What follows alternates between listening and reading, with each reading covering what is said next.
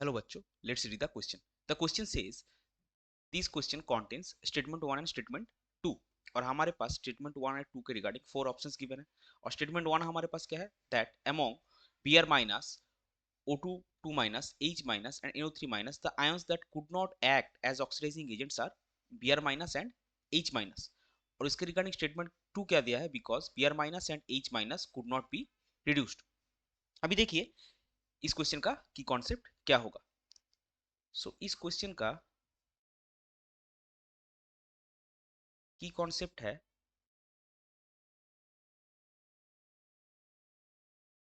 Oxidising agents. अभी oxidising agents हम किसको बोलेंगे? ऑक्सीडाइजिंग एजेंट्स हम बोलेंगे the agents which can be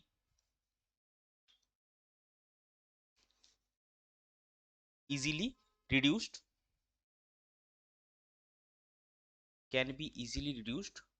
and can oxidize other substance and can oxidize other substance.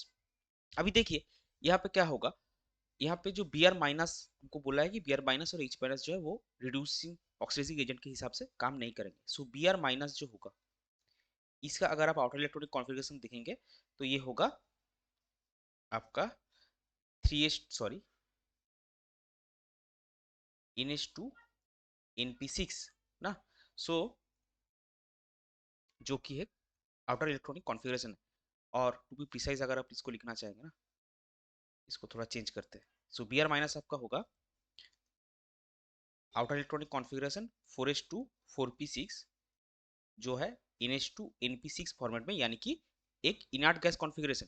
सो ये क्या होगा, कांट बी रिड्यूस्ड फर्दर. इसको आप और इलेक्ट्रॉन देके इसका जो स्टेबल इनर्ट गैस कॉन्फ़िगरेशन है वो चेंज नहीं कर सकते, वो इजीली चेंज नहीं होगा. So this can't be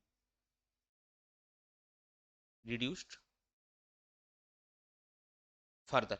similar case है H माइनस के हिसाब से. सो H माइनस में क्या होगा इलेक्ट्रॉनिक कॉन्फ़िगरेशन, इसका आएगा 1s2. So this is also inert gas configuration and